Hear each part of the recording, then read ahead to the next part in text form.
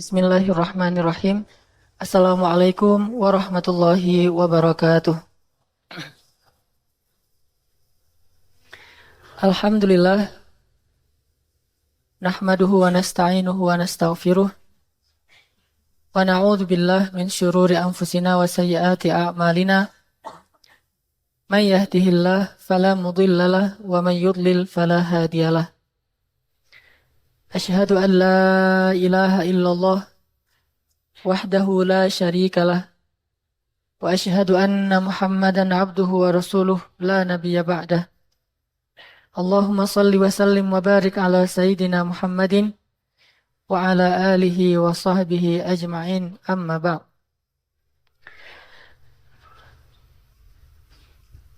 Sahabat-sahabat dan teman-teman yang dimuliakan Allah Subhanahu wa taala,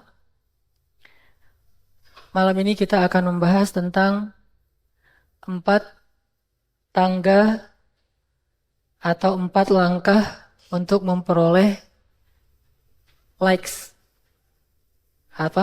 Memperoleh cinta ataupun perhatian dari Allah Subhanahu wa taala. Kayak mention yang disebar di sosial media bahwa tren kita saat ini, dan ini bukan hanya tren anak muda sih, udah lintas umur sebetulnya. Di era modern seperti sekarang ini, kalimat like ini menjadi kalimat yang bisa menjadi pelipur lara. Bisa jadi kalimat motivasi. Bisa menjadi obat dari kesedihan. Kalimat like ini mahal, sehingga orang untuk ngedapatin like, dia rela untuk ngelakuin apa aja. Mulai dari pergi ke tempat-tempat yang unik, yang jauh, yang susah dijangkau oleh orang lain. Kemudian dia selfie, dia gunakan kamera-kamera yang terbaik dengan angle yang paling bagus. Semuanya itu tujuannya adalah untuk mendapatkan perhatian dari banyak orang. Dan salah satu indikasi perhatian itu dia bisa ngelihat dari jumlah yang nge-like gambar ataupun postingan dia. Dan semua orang merasa bahwa ada kebanggaan kalau yang nge-like postingan dia itu banyak. Sehingga muncullah yang kita kenal sekarang dengan istilah selebriti sosial media. Bahkan kadang selebriti sosial media inilah yang lebih banyak fans followersnya daripada selebriti yang sifatnya seniman. Dan ini sekarang mulai menggeser kedikdayaan media-media yang bisa disebut sama-sama modern, tetapi dia sudah mulai agak ditinggalkan karena kesibukan orang, udah nggak sempat lagi duduk di depan televisi, sehingga informasi, entertain, segala macam itu bisa dia dapatkan dengan sosial media dan seterusnya. Nah, seiring dengan itu manusia mulai pengen eksis, tapi eksisnya pengen di hadapan manusia yang lain. Pengen lebih terkenal, pengen lebih banyak yang tahu, pengen lebih banyak yang memperhatikan. Saking capernya kita di sosial media atau di beberapa grup media sosial kita, saking capernya kita senang banget mengganti-ganti status dan juga foto di DP kita supaya orang memperhatikan apa yang sedang kita alamin. Makin sedih, statusnya itu makin melankolis. Sehingga kalau dulu mungkin orang mengekspresikannya dengan sajak dan bait-bait puisi dan lagu, karena itu terlalu ribet, harus punya talent, harus punya bakat seorang sastrawan. Sekarang lebih simple, nggak harus jadi sastrawan. Dia hanya bisa mengungkapkan isi hatinya hanya dengan satu kalimat status atau dia tweet, sehingga semua orang ketika membaca itu dan oh ini unik nih, asik nih, sehingga like, makin banyak dia makin bahagia. Walaupun yang nge-like itu kadang-kadang hanya sekedar salah tekan aja atau mungkin apa. Tapi dia bahagia. Jadi kayak drugs gitu. Ini drugs versi yang lain. Karena emang secara fitrah manusia itu pengen dihargai. Secara fitrah itu manusia senang bergaul, senang bersosial. Itu fitrah manusia dan Allah menjadikan itu sebagai salah satu amal soleh sebetulnya. Bahkan Allah menyebutkan di dalam surat Al-Hujurat itu, ayat tentang sosial media, itu kan surat Al-Hujurat banget ya. Jadi yang senang sosial media kalau nggak hafal surat Al-Hujurat itu belum sejati tuh. Jadi sosial media sejati itu orang yang hafal surat Al-Hujurat. Banyak banget tuh adab-adab sosial media. Gimana menerima informasi, gimana nyebarin informasi, gimana cara kita nge-like orang, gimana cara kita menghargai orang. Terus sampai yang bahasa umumnya apa? Inna khalaqnakum min dzakarin wa unsa waja'alnakum syu'uban wa qabaila lita'arafu. Ta'arafu kalau dalam bahasa sosial media itu adalah dia mulai masuk ke dalam daftar-daftar. Saya soalnya nggak main Instagram jadi kurang-kurang bisa ngejelasin ya. Jadi maaf ya Pak. Kalau bahasanya masih bahasa apa dulu selain Facebook apa? Friendster ya. Jadi kalau bahasanya masih bahasa Friendster, maaf ya. Soalnya saya era-era tahun 90-an. Jadi yang masuk ke daftar Friendsternya itu atau Facebooknya, Instagram dan tweetnya itu kan makin banyak dia makin kenalan, saling sharing, saling bertukar gambar, saling berbagi informasi dan seterusnya. Ini namanya ta'arafu. Ta'arafu dalam bentuk yang lebih modern dan lebih mungkin kalau bahasa anak sekarang lebih anak muda atau lebih gaul. Nah, artinya semua dilakukan demi bisa mendapatkan perhatian, kalau perlu penghargaan dari manusia. Kita perlu muhasabah juga, termasuk dakwah shift juga gitu. Kita terus memikirkan gimana caranya biar dakwah ini bisa mendapatkan perhatian dari banyak anak muda, kemudian di-like sama anak muda karena memang mereka senang ke masjid, mendengarkan ilmu dan seterusnya. Tapi kadang kita lupa bahwa kita itu kurang caper sama Allah. Kita itu kurang caper sama Allah. Jadi kita sekarang pengen belajar gimana biar bisa caper sama Allah. Biar dapat perhatian Allah, udah gitu nanti dapat likes dari Allah, kalau perlu dapat komentar dari Allah. Komennya Allah apa? Ulaika humul mu'minuna haqqa. Mereka tuh mukmin sejati tuh kata Allah. Atau Allah komen lagi, ulaika humus shadiqun. Mereka tuh benar tuh imannya tuh. Yang lebih keren lagi komentarnya, radhiyallahu anhum wa radu'an. Allah ridho banget sama dia dan dia juga ridho sama Allah. Kita pengen itu tuh, pengen dapat perhatian Allah, kemudian dapat Allah mau nekan tombol like kepada kita. Kalau perlu Allah cinta sama kita, udah gitu nanti Allah komen yang hal-hal yang membuat kita semakin semangat di dalam Al-Quran dan hadis. Nah, ada 4 step yang perlu kita coba pelajari malam ini, gimana how to get more likes from Allah Subhanahu wa Ta'ala. Agar kita bisa menjadi orang yang selalu diperhatiin Allah, disebut-sebut sama Allah. Jadi kalau bahasa Nabi mah, Allah kalau suka ke seorang hamba, maka Allah akan menyebut nama hamba itu di majelisnya. Allah akan bilang kepada Jibril, Jibril sini Jibril. Dipanggil Jibril sama Allah. Labbaika ya Rabbi wa sa'adai, kata Jibril. Aku penuhi panggilanmu ya Allah. Ada apa ya Allah? Jibril, kamu bersaksi ya. Aku tuh cinta sama si fulan. Disebut nama kita. Nama kita yang ada di KTP, di kartu pelajar kita tuh nama itu yang dipakai tuh. Kecuali nama kita di KTP itu susah dibaca. Kenapa susah dibaca? Allah nggak rela ngebacanya. Soalnya namanya nama apa? Berhala. Namanya misalnya Dewi. Itu nggak bakalan di like sama Allah tuh. Jadi ganti namanya menjadi Aisyah misalnya. Ganti gimana Ustadz? Kan di KTP-nya namanya Dewi. Ganti panggilannya kunyah. Bukankah banyak sahabat itu namanya bukan nama yang kita kenal? Abu Bakar bukan nama aslinya. Nama aslinya Abdurrahman, tetapi nama kunyah, nama panggilan Abu Bakar karena dia punya putri yang cantik-cantik dan solehah sehingga dipanggil Abu Bakar. Bapak putri-putri yang cantik. Sama juga dengan yang lain-lain, dipanggil dengan nama kunyah. Ada sahabat yang namanya kutu pada hewan ternak. Bahasa Arabnya, ada yang ingat? Saya lupa istilah bahasa Arabnya, tapi terjemahannya tuh kutu pada hewan ternak, kutu di onta, kutu di kuda, kutu di sapi itu namanya kayak gitu. Ayahnya rela banget tuh kasih nama anak kayak gitu. Pas sudah masuk Islam, Nabi bertanya, siapa nama kamu? Dia sebutkan namanya, Nabi cemberut, kemudian Nabi mengatakan, nama kamu Abdullah. Namanya Abdullah. Karena Allah nggak mau nyebut nama-nama yang tidak baik di majelisnya yang mulia. Jadi majelisnya tuh mulia banget, sehingga nama yang nggak baik aja nggak pantas disebut. Sehingga Allah akan ganti dengan nama yang lain. Makanya kalau nama kita Dewi, namanya Wisnu, namanya apa? Siwa, Superman misalnya namanya. Apalagi namanya Tuhan, setan. Nah, ini nggak akan disebut nih. Jadi nama-nama kayak gini nggak bakalan disebut.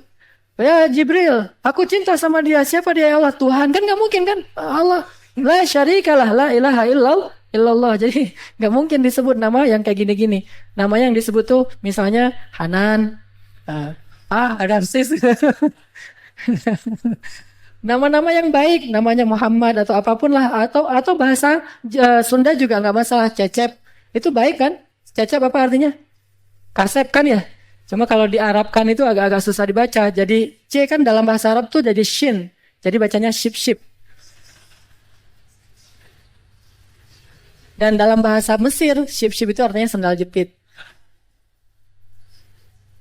Cek. Jadi artinya Allah itu kalau suka, kalau cinta kepada seseorang, maka Allah akan menyebut namanya dan mengatakan kepada Jibril, ya Jibril, aku mencintai dia. Maka cintailah dia. Itu ultimatum tuh dari Allah. Allah suruh malaikat mencintai dia. Sehingga Jibril mengatakan kepada malaikat yang lain, kumpul kalian semuanya. Ketahuilah sesungguhnya Allah mencintai fulan. Aku mencintai fulan, maka cintailah dia. Sehingga seluruh malaikat mencintainya. Malaikat turun ke dunia mengatakan kepada seluruh makhluk di dunia kecuali jin dan manusia, sesungguhnya Allah mencintai fulan. Jibril mencintai fulan. Kami mencintai fulan, cintailah dia. Bahkan seekor ikan hut di dalam lautan pun mencintainya dan mendoakan kebaikan untuknya. Ini kalau Allah yang nge-like. Kalau manusia yang nge-like apa untungnya bagi kita? Nggak ada untungnya. Selain mungkin lebih ke jadi seorang selebriti dan seterusnya. Justru kalau misalnya dia nge-like karena kita berbuat dosa, misalnya nge-like gara-gara kita memperlihatkan aurat, justru makin besar kan dosa kita. Tapi kalau Allah yang nge-like, seluruh dunia itu akan benar-benar langsung jadi selebriti itu. Sekali Allah nge-like kehidupan kita atau karakter kita, kesolehan kita, langsung Allah umumkan ke seluruh dunia kecuali jin dan manusia yang dihijabi dari informasi ini. Manusia pun Allah kasih beberapa orang yang Allah karomahkan, muliakan, Allah kasih tahu kepada dia. Kayak cerita kemarin Uwais Al-Qarni. Ketika Allah nge-like Uwais Al-Qarni, walaupun Uwais gak pernah ketemu Nabi, Allah kasih tahu, "Hai Muhammad, aku suka sama dia tuh."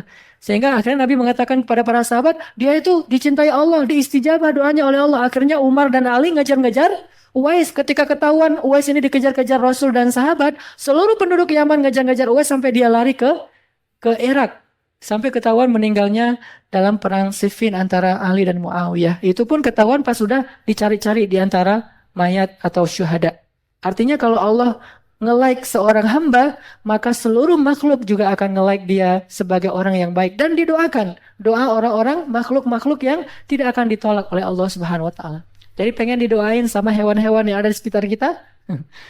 Didoain oleh burung, didoain oleh ikan, didoain oleh bahkan ulat dan dut. Kalau kata hadisnya, dut itu ulat yang di dalam tanah yang kecil banget. Ngedoain. Semuanya tuh berdoa untuk kita. Apa doanya?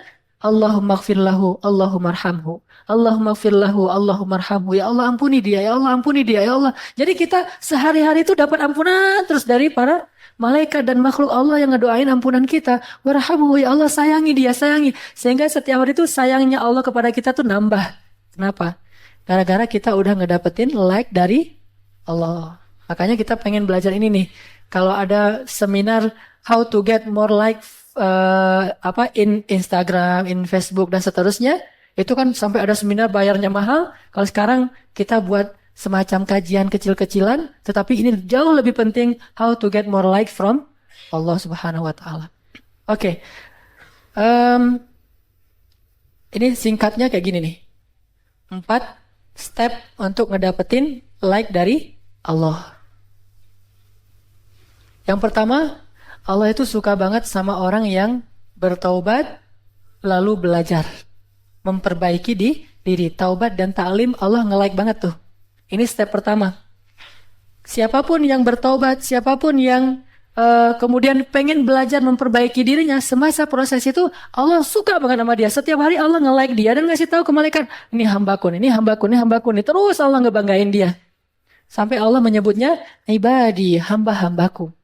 Coba kita buka Al-Quran sekarang. Kita lihat salah satu di antara ayat tentang ini di dalam surat Az-Zumar. Surat 39 ayat 53. Ini ayat paling populer tentang taubat nih. Surat Az-Zumar, surat 39 ayat 53.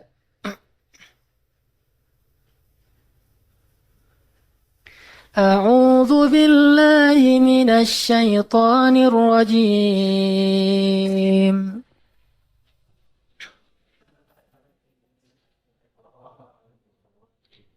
بسم الله الرحمن الرحيم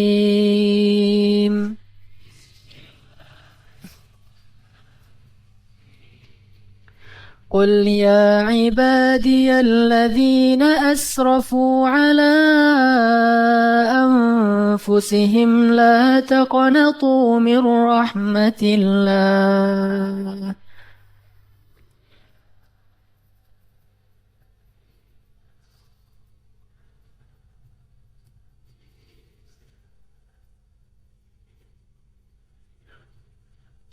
إن الله يغفر الذنوب جميعا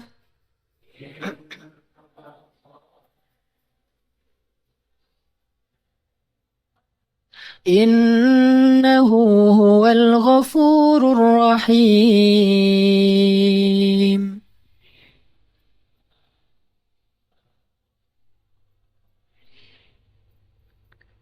Katakanlah, wahai hamba-hambaku, Allah walaupun ngelihat kita banyak berbuat dosa, tetapi Allah masih juga manggil kita hamba. Dan panggilan hamba itu kalau dalam bahasa Allah ke kita, itu kayak kita manggil kekasih. Kayak seorang ayah manggil anaknya, ya bunayya. Kayak seorang suami manggil istrinya, ya ana. Panggilan bahasa Arab itu yang paling lembut dari suami ke istri itu salah satunya adalah ya ana, wahai saya gitu. Maksudnya tuh, wahai jantung hatiku. Jadi nanti di rumah, maaf ya yang jomblowers ya ana gitu. Bukannya namanya Ana Mariana, bukan.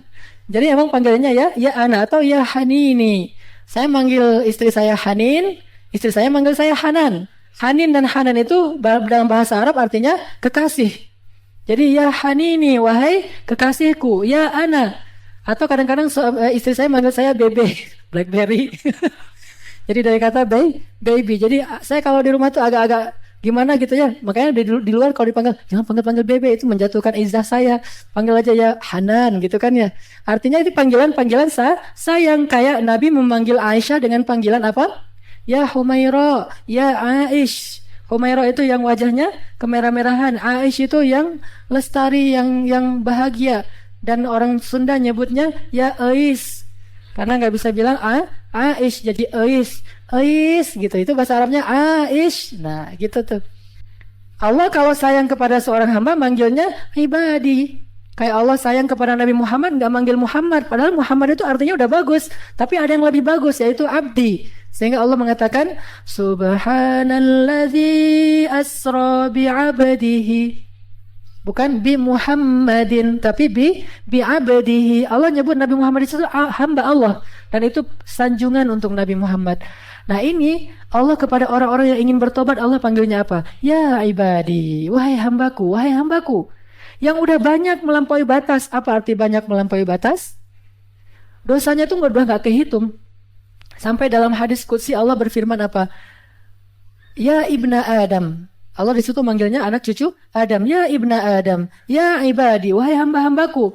Kalau kalian datang kepadaku dengan membawa dosa yang memenuhi langit dan bumi. Penuh dengan dosa kalian. Gak ada lagi planet. Gak ada lagi bintang. Semuanya dosa kalian isinya. Bayangin langit dengan 250 miliar galaksi. Itu semuanya penuh dengan dosa-dosa kita. Bayangin dosa kita itu bahkan gak sebanyak pasir di pantai loh. Masih lebih banyak pasir di pantai. Seandainya dosa kita melebihi pasir di pantai, bahkan memenuhi langit dan bumi, lalu kita datang kepada Allah dan kita mengatakan, Rabbi faqiruka bibabik. Ya Allah, ini hambamu yang fakir ada di hadapanmu. Ya Allah, ini hambamu yang hina sekarang datang ke pintu rahmatmu. Apa kata Allah? Aku bukakan rahmatku seluas-luasnya. Aku terima kedatanganmu. Lalu aku gugurkan semua dosa-dosamu menjadi hilang. Wala ubali. Dan aku gak peduli sebanyak apapun itu. La ubali. Aku gak peduli. Kalau kita kan masih mikir. Kalau datangnya banyak salah ke kita itu masih dipikir-pikir untuk memaafkan. Allah, la ubali. Saya gak peduli. Sebanyak apapun. Kenapa Allah gak peduli? Karena dosa kita itu gak ngerugiin Allah sama sekali. Sebanyak apapun dosa kita itu nggak ngerugiin Allah sama sekali, dan sebanyak apapun ketaatan kita nggak nguntungin Allah sama sekali. Allah itu Allah itu ghaniyun 'anil alamin, nggak butuh kepada kita.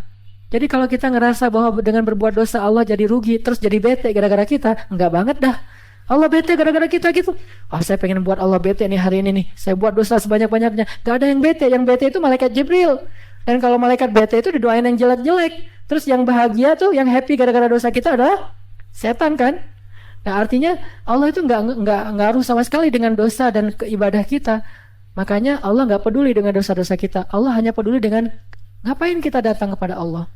Nah datangnya kepada Allah itu adalah dengan datang ke masjid. Jadi ketika kita datang dari rumah kita membawa dosa yang lebih banyak daripada langit dan bumi, kita datang ke pintu rumah Allah Subhanahu Wa Taala. Allah itu seperti menyambut, gimana bahasa hadisnya? Allah menyambut orang yang datang untuk bertobat tuh kayak gimana? Seperti seorang kekasih menyambut kekasihnya yang datang dari jauh setelah sekian lama tidak bertemu. Itu gimana? Ada yang pernah nyambut kekasih? Kayak film Rangga gitu ya, nyambut ADC kan dulu gitu-gitu ya. Datang dari mana tuh, dari Amerika, terus ADC edisi kedua segala macam. Tapi saya cuma ngomong-ngomong doang ya, jadi belum pernah nonton juga. Artinya nyambutnya tuh kayak gimana gitu. Atau saya ngerasain ketika saya datang dari Mesir, waktu itu karena emang ibu saya udah meninggal, jadi saya datang pulangnya tuh ke rumah istri saya di Jawa Timur. Itu disambut, itu disiapin segala macam makanan tuh disiapin, kemudian juga kamar tuh disiapin, segala macam pokoknya disambut di terminal. Waktu itu saya datang dari Jakarta terus naik bus ke Bojonegoro, waktu itu disambut subuh-subuh itu udah pada ngumpul di terminal, jadi kayak nyambut orang jamaah haji gitu.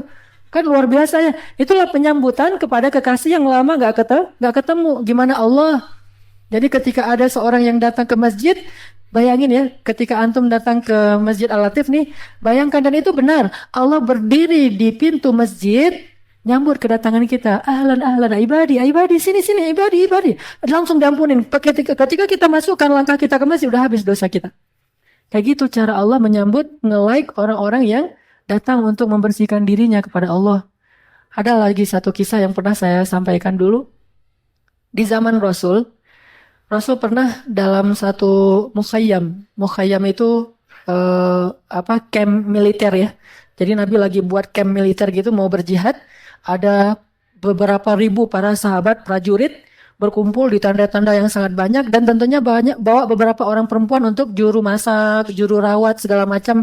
Nah, ada seorang ibu ngebawa anaknya di camp militernya Rasul. Anaknya berusia sekitar 3 tahun, 4 tahun gitu, hilang di tengah-tengah camp militer. Dan waktu itu mereka sedang berhadapan-hadapan dengan musuh. Hilang beberapa hari nggak ketemu, sehingga ibu ini panik banget tuh. Ngasih tahu ke Rasul, ya Rasulullah, anak saya hilang, saya nggak bisa kerja, anak saya kemana ya Rasulullah, dan segala seterusnya. Nabi nyuruh para sahabat untuk mencari anak ibu ini. Terus pada nyari, beberapa hari nggak ketemu, ibu ini menangis, dia sangat takut kehilangan anaknya, jangan-jangan anaknya diculik atau lari ke musuh sehingga dibunuh dan seterusnya. Tiba-tiba dalam keadaan yang lagi tegang gini, anaknya ketemu oleh seorang sahabat, dibawa ke tenda Rasul. Di tenda itu ada ibu tadi yang lagi nungguin anaknya.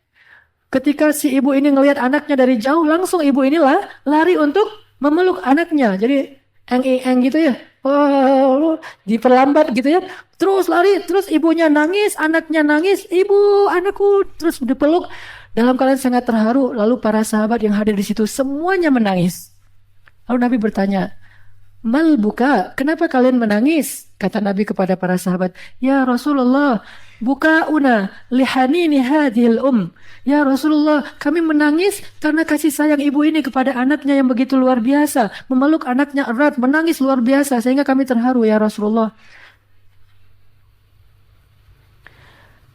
Lalu tiba-tiba Rasulullah bertanya kepada mereka, bagaimana menurut kalian? Apakah ibu yang seperti ini, yang begitu sayang kepada anaknya, akan melemparkan anaknya ke dalam api neraka? Ke dalam api maksudnya? Lalu kata para sahabat, tentu tidak ya Rasulullah. Bagaimana mungkin dia akan melemparkan anaknya ke dalam api sementara dia sangat menyayangi anaknya? Kata Rasul, sesungguhnya Allah lebih mencintai orang yang bertobat daripada ibu ini kepada anaknya.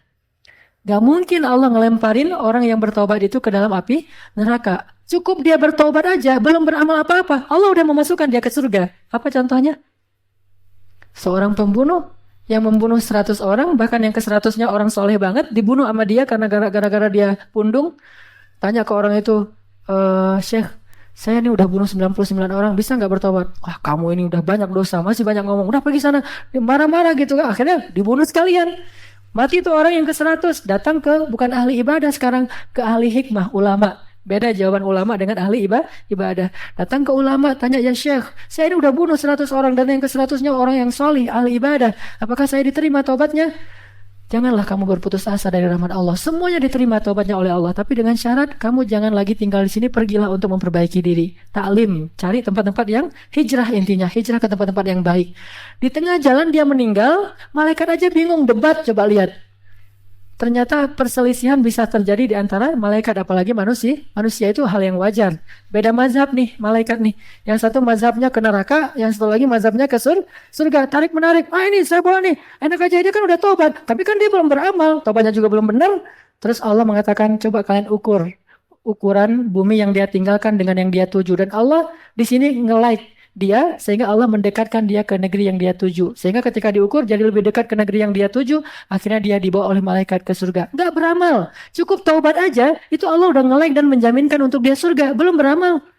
Kemarin dari cerita seorang sahabat kita dari Briges, beliau ikut acara zikir akbar di masjid kita, Masjid Agung kemarin tuh yang kita adain. Alhamdulillah, mudah-mudahan kita husnuzon beliau sudah mau bertaubat karena udah mau ikut acara zikir, nangis bareng dengan Ustadz Arifin Ilham.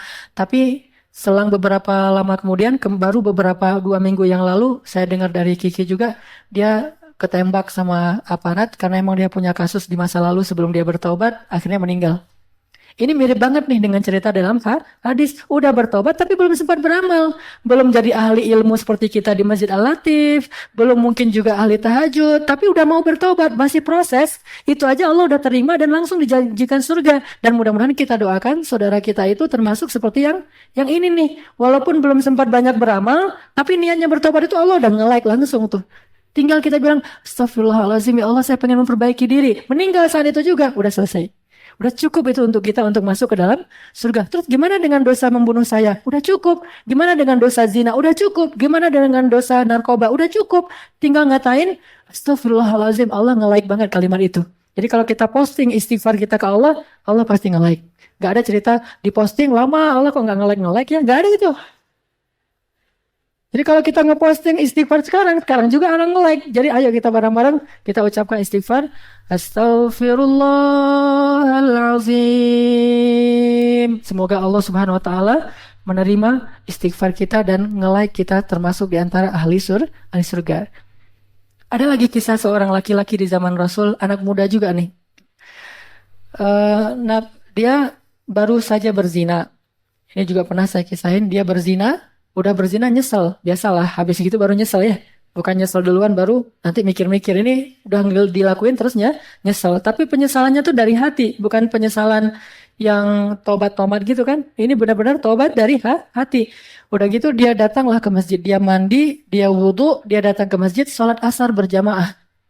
Tapi jangan lihat kisah ini dari sudut pandang fikih ya. Kok nggak dikisah sih? Saya nggak tahu lah ini kapan terjadinya. Mungkin sebelum turunnya ayat tentang kisah yang jelas. Dirajam. Nah, dia datang ke masjid, sholat asar berjamaah di saf pertama, nangis dalam sholat asarnya karena dia nyesel banget dengan dosa dia. Akhirnya setelah selesai sholat, dia datang ke Rasul, ya Rasul, halaktu ya Rasul, halaktu. Ma ahlakaka, saya celaka ya Rasul, saya celaka. Kenapa celaka? Kata Rasul, saya sudah mempergauli seorang perempuan, saya sudah berzina ya Rasulullah. Rasulullah langsung sedih mendengar cerita itu. Tidak lama kemudian Nabi tersenyum, ya Rasul kenapa tersenyum? Nabi bertanya, apakah engkau sholat berjamaah bersama kami? Ya Rasulullah, barusan, ya saf pertama, ya Rasulullah, dari awal, dari takbiratul ihram, ya Rasulullah. Berbahagialah, sesungguhnya Allah sudah memaafkan dan mengampuni dosa kamu itu. Dengan sholat asar saja, sholatul wusta. Hafidhu ala salawati was salatil wusta. Jagalah sholat itu. Kenapa? Qad aflahal mu'minun. Pasti beruntung orang yang menjaga sholat. Jadi kita sholat maghrib kayak tadi, asalkan kita khusyuk dan tulus pengen nyesalin dosa-dosa kita. Apa kata Nabi? Sholat 5 waktu itu seperti air di sungai di belakang rumah kita. Sehari kita 5 kali mandi dan membersihkan diri di sana. Gak ada lagi kotoran. Ini artinya Allah suka banget sama orang yang membersihkan diri dengan taubat dan ta'lim. Makanya ini yang kita sedang lakukan. Terus kita berproses. Emang kita belum sempurna sih. Namanya juga lagi berproses, kadang salah lagi, kadang keliru lagi, kadang ternyata cara tobat kita nggak kayak gitu yang benar. Terus kita memperbaiki diri dan Allah suka banget dengan orang-orang yang seperti ini. Coba lihat lagi surat Al-Baqarah. Sedikit lagi kita baca ayatnya. Surat Al-Baqarah kalau nggak salah ayat 222.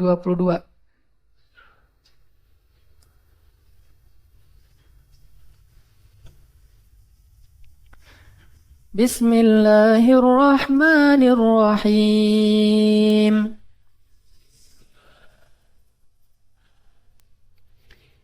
Kita baca kalimat terakhir ya di ayat 222.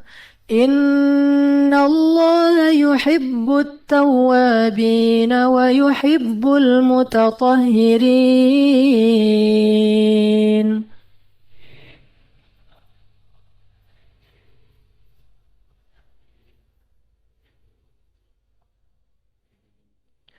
Sesungguhnya Allah cinta banget sama orang-orang yang bertaubat dan Allah juga sangat mencintai orang-orang yang membersihkan dirinya. Taubat membersihkan diri. Apa maksudnya? Taubat itu nyesel, membersihkan diri itu belajar memperbaiki diri. Jadi arti taubat itu at-taubah hiyan nadam kata ulama. Taubat itu nyesel. Jadi kalau kita nyesel aja dengan dosa kita, itu Allah udah suka sama kita tuh. Ditambah lagi kita pengen membersihkan diri. Baik, bismillahirrahmanirrahim.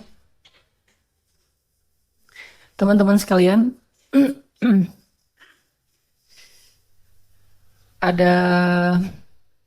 mungkin ada satu kecenderungan juga ya di komunitas-komunitas atau di para pecinta sosial media ini, dan ini udah menjadi fenomena bukan lagi peristiwa,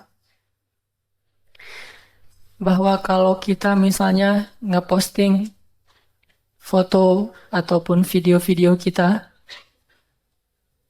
sangat merasa tersanjung dan bahagia banget kalau yang nge-like itu adalah seorang tokoh atau yang populer di bidangnya. Contoh misalnya, saya nge-posting foto saya tentang saat lagi ceramah gini, terus yang nge-like itu adalah, misalnya nih, yang nge-like itu adalah seorang ulama besar internasional, itu saya akan merasa sangat bangga karena yang nge-like itu adalah seorang tokoh. Kalau misalnya main bola, kita nge-posting video kita lagi nge-dribbling bola. Tiba-tiba yang nge-like video kita itu Lionel Messi sama Cristiano Ronaldo tuh gimana tuh perasaannya tuh? Terus kita kaget kan, nyari ini beneran atau ini hoax gitu kan? Nyari ini benar-benar Ronaldo apa yang di Portugal atau Ronaldo yang ada di misalnya di Garut misalnya. Ronaldo mana nih? Ternyata benar dia akunnya Ronaldo asli bukan manajernya, sehingga kita akan mungkin di capture tuh like-nya Ronaldo sama Lionel Messi itu kita capture, udah gitu kita posting lagi kan ya karena bangga. Gitu juga kalau misalnya kita nyanyi di kamar mandi terus direkam, kan suka orang nyanyi di kamar mandi itu direkam, yang nge-like-nya itu misalnya Maher Zain. Oh, itu gimana tuh kalau yang musiknya nasyid, kalau yang genrenya hip hop siapa tuh? Gitulah. Kalau saya mah suka hip hop yang apa? Hip hop yang tentang Palestina, tentang Suriah, hip hop nasyid. Atau yang nge-like-nya itu misalnya kalau lagi apa kita nyanyi gitu, yang nge-like-nya Ayah Doni kan tuh. Atau main skateboard yang nge-like-nya misalnya Pepi Bermana dan seterusnya dan seterusnya. Ini yang nge-like selain Allah Subhanahu wa taala adalah malaikat Jibril. Jibril itu bukan makhluk biasa, itu Allah aja nyebutnya ruh. Dan dia tuh solehnya tuh udah soleh banget. Sangat luar biasa, mulia. Jadi orang siapa yang bisa ketemu Jibril tuh merasa bangga banget. Apalagi kalau yang nge-like dia itu adalah Jibril. Terus Jibril cinta sama dia. Malaikat tuh cinta sama dia. Malaikat itu duduk bersama dia. Kan kita sering tuh, nggak tahu nih hoax atau benar. Tapi banyak orang bilang benar yang di Masjid Nabawi lagi khutbah Jumat. Terus tiba-tiba ada ketangkap CCTV sosok dengan putih-putih bercahaya gitu ya. Itu benar nggak atau hoax sih? Katanya. Kata siapa tuh? Cenah ya. Nah jadi belum jelas nih hoax atau benar. Ambil hikmahnya aja lah. Misalnya ternyata ada yang kayak gitu. Udah gitu juga ada peristiwa yang lain yang banyak banget tuh kalau di YouTube atau di on the spot kelihatan malaikat, diselamatin malaikat atau apa. Itu aja kan hebohnya minta ampun ya. Masuk 7 peristiwa aneh tetapi keren misalnya. On the spot alatif. Salah satu peristiwanya misalnya ada yang tiba-tiba pengen jadi imam. Itu kan on the spot masuk tuh. Nah, terus ada lagi on the spot misalnya ada anak alatif tiba-tiba gara-gara pengen buang air kecil jadi hijrah, kan itu on the spot banget tuh kan. Siapa kemarin namanya? Mana orangnya? Oh, masih di Makassar. Nggak mau balik lagi nih? Pengen dakwah di Makassar ya? Oh, akur sama ayahnya, jadi dia jadi betah di Makassar. Nah kan masuk on the spot alatif nih. 7 anak pemuda hijrah yang paling fenomenal. Kalau kemarin tuh salah satunya ada Kang Iqbal yang juga ikut bareng kita, yang tatuannya banyak pas ikut Qiyamul Lail. Beliau masuk di antara kalau nggak salah 7 cerita hijrah paling fenomenal di Indonesia. Salah satunya Kang Iqbal. Artinya itu kalau misalnya malaikat sampai kayak gitu tuh kan luar biasa. Malaikat mau duduk bersama kita, jalan bersama kita, kita aja yang ngelihat. Coba kalau kita ngelihat bakalan lari kan? Nah, untungnya kita nggak ngelihat itu bareng kita terus loh. Seandainya kita ngelihat dia seperti sosok laki-laki yang putih-putih semua bercahaya, jalan bareng kita. Kita, ya antum lah. Kepedean kalau bilang kita gitu ya. Maksudnya orang-orang yang bertobat, orang-orang yang akhlaknya baik, ibadah dan seterusnya itu disamperin oleh malaikat. Apa bukti hadisnya? Rasulullah mengatakan bahwa Allah setiap hari itu mengutus malaikat-malaikat khusus. Kalau dibilang khusus itu berarti bukan malaikat biasa. Malaikat biasa aja udah luar biasa, gimana lagi yang khusus. Malaikat-malaikat khusus diutus di muka bumi berjalan-jalan di turukot. Turukot itu kalau bahasa kita gang-gang. Di gang-gang kecil tuh malaikat pada nyebar di seluruh bumi, nyebar untuk mencari majelis ilmu dan majelis zikir. Mereka cari mana rumah yang disebut nama Allah, mana rumah yang dibacain Al-Quran surat Al-Baqarah, mana masjid-masjid yang ramai dengan para pemuda. Apalagi para pemuda, malaikat suka banget. Buktinya banyak sekali kisah-kisah anak-anak muda yang dinaungi malaikat dan seterusnya itu luar biasa. Makanya mana masjid-masjid, ternyata ketemu di jalan Cendana, jalan Saninten, ada alatif. Malaikat tuh saling seru menyeru, gitu hadisnya. Kalau mereka ketemu majelis zikir, apalagi di dalamnya banyak orang-orang hamba Allah, anak muda pula, maka mereka akan mengatakan kepada malaikat yang lain, halummu ilayya, sini, manggil-manggil malaikat, semuanya menaungi mereka ngumpul, kemudian mereka mendengar apa yang kita ucapkan, apa yang kita lakukan. Mereka perhatiin, mereka dengerin.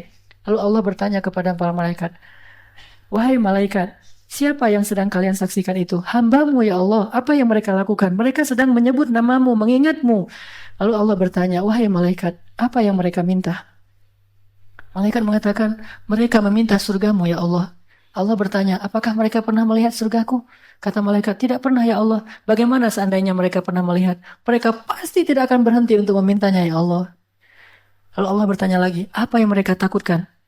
Kata malaikat, mereka takut neraka ya Allah. Kata Allah, apakah mereka pernah melihat nerakaku? Kata malaikat, tidak pernah ya Allah. Bagaimana kalau mereka pernah melihat? Pasti mereka akan menangis dan tidak akan pernah bangun dari sujud untuk meminta ampun kepadamu. Wahai malaikat, bersaksilah kalian semuanya. Sungguh aku telah mengampuni dosa mereka dan aku jamin mereka di antara ahli surga.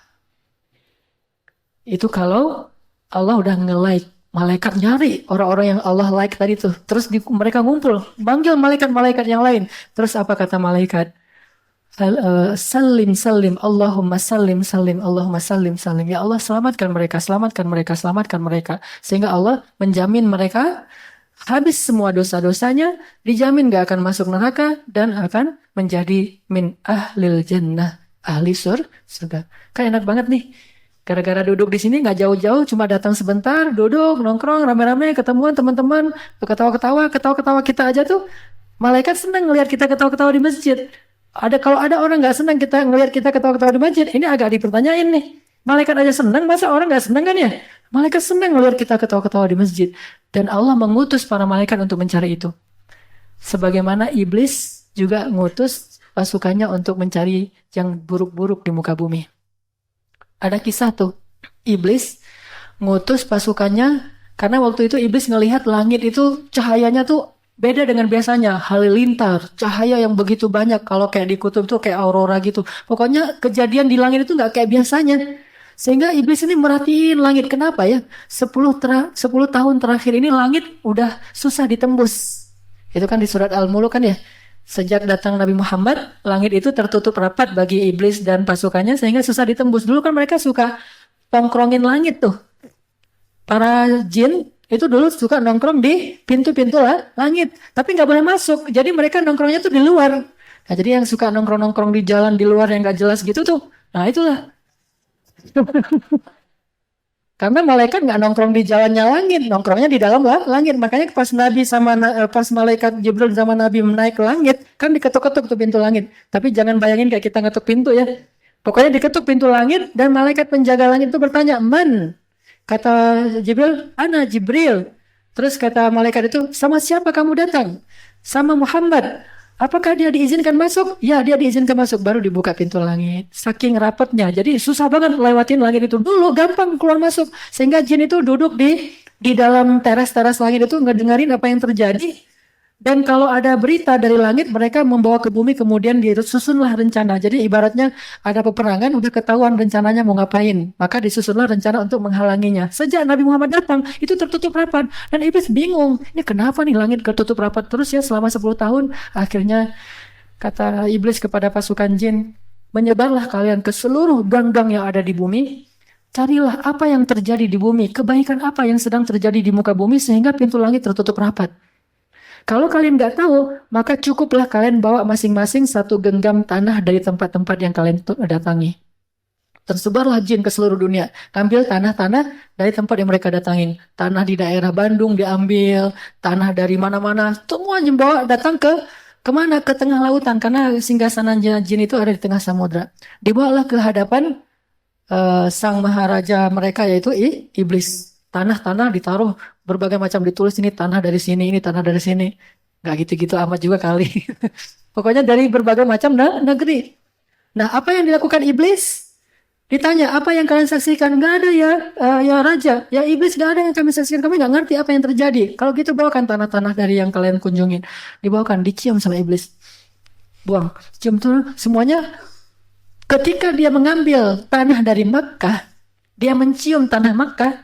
Dia mengatakan, "Aku mencium aroma kenabian dari tanah ini. Di mana kamu dapatkan ini?" "Dari Mekah, wahai iblis." "Maka pergilah kalian ke sana semuanya, halangi dia untuk berdakwah." Mulailah kekacauan di kota Makkah sampai Nabi ke Taif itu diusir. Itu kerjaan siapa? Kerjaan iblis. Sampai Abu Talib wafat, Nabi mau dibunuh, terus Nabi lari ke Taif, di Taif juga diusir. Itu gara-gara iblis sudah mengendus aroma kenabian dari tanah Makkah. Kalau nggak percaya cerita ini, baca dalam tafsir Ibnu Katsir, kisah di dalam surat Jin dan Al-Ahqaf. Banyak banget tuh kisah. Jadi dengan tanah aja dia tahu. Karena tanah itu bersaksi. Begitu juga tanah tempat kita injak ini, bukankah dia makhluk Allah? Sehingga dia bersaksi. Walaupun ini saya belum tahu sekuat apa hadisnya, tapi ada anjuran untuk memindahkan posisi sholat sunnah setelah sholat wajib, karena semua itu akan bersaksi. Sama kayak kita masuk Zulhijjah, kuku-kuku kita dan rambut kita nggak boleh dicukur kalau niat berkurban, karena dia akan bersaksi nanti di hari kiamat. Ketika darah hewan kurban udah ditumpahkan, baru kita potong kuku, dan kuku yang kita potong dan kita buang itu makhluk Allah, dan nanti di hari kiamat dia akan bersaksi, "Ya Allah, saya menjadi bagian dari tubuhnya ketika dia sedang berniat untuk berkurban karena Engkau ya Allah." Semuanya bersaksi untuk kita. Jadi di mana kita bertaubat? Di masjid apa kita belajar? Seluruh makhluk Allah itu bersaksi dan akan mengadu kepada Allah. "Ya Allah, dia hambamu yang taat. Ya Allah, dia ingin membersihkan diri. Ya Allah, dia ingin memperbaiki diri." Seperti cerita tadi orang yang duduk dalam majelis ilmu. Terus Allah tanya kepada malaikat yang tadi naungin majelis ilmu. Malaikat bilang ke Allah, "Ya Allah, tapi di antara mereka ada yang duduk di situ bukan karena majelis ilmu. Kebetulan aja ada di situ, terus dia jadi termasuk di antara mereka. Gimana ya Allah?" Kata Allah, "Sesungguhnya aku mengampuni dosa yang duduk karena majelis ilmu dan siapapun yang ada di antara mereka." Jadi niatnya datang ke Al-Latif macam-macam. Ada yang niat benar-benar ilmu, dan insya Allah rata-rata kita demikian. Tapi kalau ada yang ternyata niatnya bukan untuk ini, mungkin untuk berdagang, mungkin untuk cari jodoh, mungkin untuk apalah ya, macam-macam kan niat orang, dan itu juga baik, nggak masalah. Atau bahkan ada yang niat pengen ganti sendal yang baru misalnya. Sandal saya udah jelek, di Alatif bagus-bagus tuh sandalnya, ke Alatif gitu kan, orangnya ikhlas-ikhlas lah insya Allah, apalagi kalau sepatunya Vela tuh kan bagus-bagus tuh. Vela asal beli sepatu baru, hilang aja tuh ceritanya. Nah, jadi karena di Alatif tuh ada cowok soleh, dan dia sepatunya bagus terus, dan kalau dicuri insya Allah nggak akan dosa, soalnya dia orangnya ikhlas, kan gitu enak tuh.